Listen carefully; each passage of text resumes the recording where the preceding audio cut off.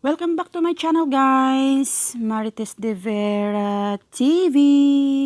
Please subscribe and click the notification bell. Hello guys, magandang araw. Ang ituturo ko ngayon sa inyo ay kung paano magluto ng manok steak or chicken steak and simplest way. So, ang ating mga sangkap ay ang mga ito. Yung ating kakailanganin guys sa pagluluto ng chicken steak or manok steak ay 200 grams of chicken breast. Kinat natin siya ng ganito, panipis. Ayan. Panipis. And then, kailangan din natin ng 1 teaspoon of sugar, half teaspoon of black pepper powder. Kailangan din natin ng 1.5 tablespoon of lemon. At kailangan din natin ng 3 tablespoon of soya sauce. So, ayan guys. Ang gagawin natin guys is imamarinate natin yung chicken within 30 minutes. So, lagay na natin ang ating sugar and paminta. Ayan. And then, itong ating lemon. And then, itong ating 3 tablespoon of soya sauce. Ayan. Babad natin siya guys. So, i-marinate natin ng 30 minutes. Ayan guys, halo-haloin natin yun siya guys. So, ayan guys, halo-haloin natin siya hanggang sa mag-well mix ang ating chicken sa nilagay nating mga sangkap sa pag-marinated. So, ayan guys, mas maigi na kamayin natin. Ayan. Halo-haloin ng maigi. Halo-haloin natin ng maigi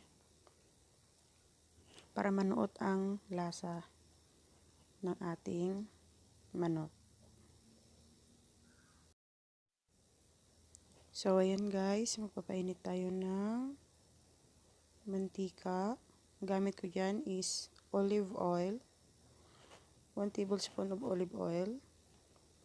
Painitin natin bago natin ilagay ang ating chicken. So, ayan na ating marinated chicken. Ayan. Nilalagay na natin sa ating kawali. Dahan-dahan lang guys, baka tumalsik sa inyo ang mantika, jumping oil. Kaya ayan. Lutuin natin siya ng bahagya guys hanggang sa maging brown siya or little brown lang siya. Ayan. So, yun palang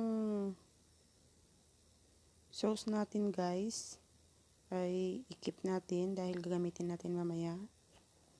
Ayan. Ayan siya guys. Kumukulo-kulo na yung ating mantika. Ayan.